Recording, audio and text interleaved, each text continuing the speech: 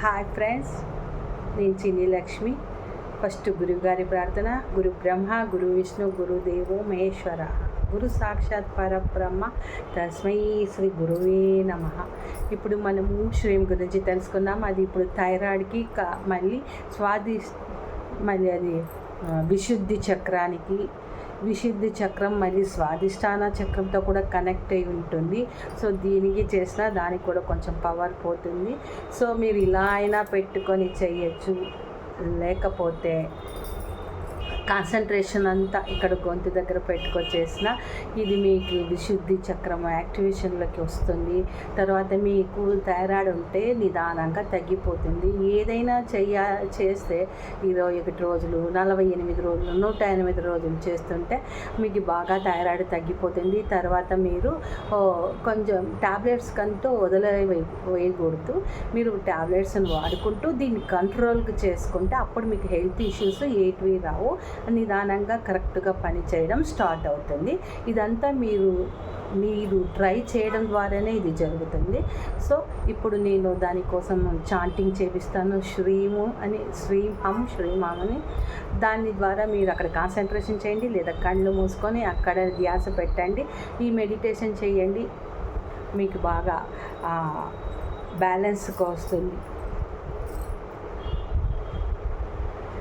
अभी हम लोग स्वादिष्ठाना चक्र और विशुद्धि चक्र के लिए और थायराइड के लिए हम लोग चांट करेंगे हम बीज मंत्र का।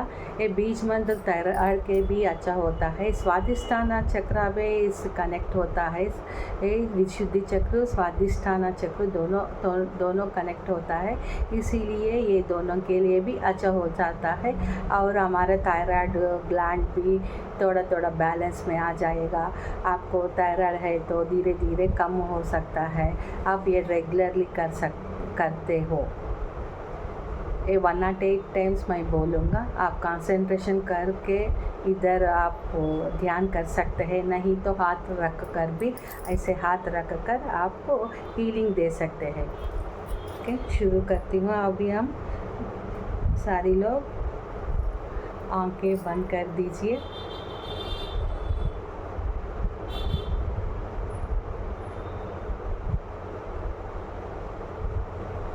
नाभि से नाभि तक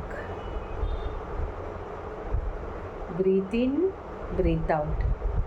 हम ब्रीथ करते हैं ना, पेट ऊपर आना चाहिए, और ब्रीथ आउट करते हैं ना, उसी वक्त पेट अंदर जाना पड़ेगा।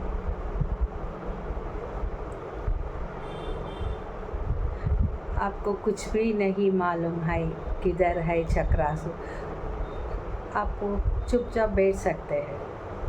मेडिटेशन पोजीशन में करके बैठकर आप कर सकते हैं।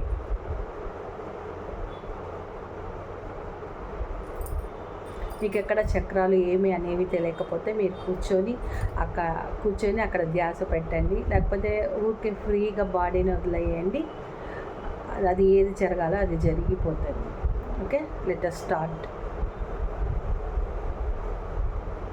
Breath in, breathe out, breathe in, breathe out.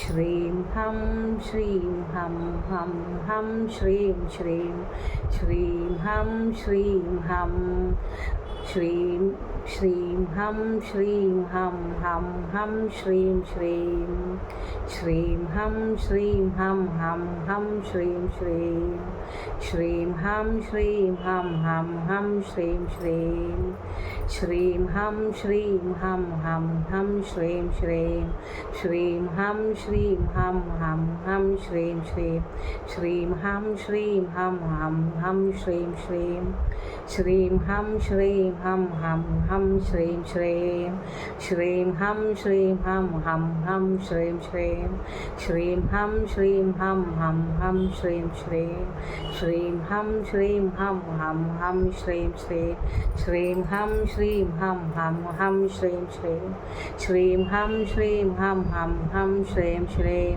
श्रीं हं श्रीं हं हं हं श्रीं श्रीं श्रीं हं श्रीं हं हं हं श्रीं श्रीं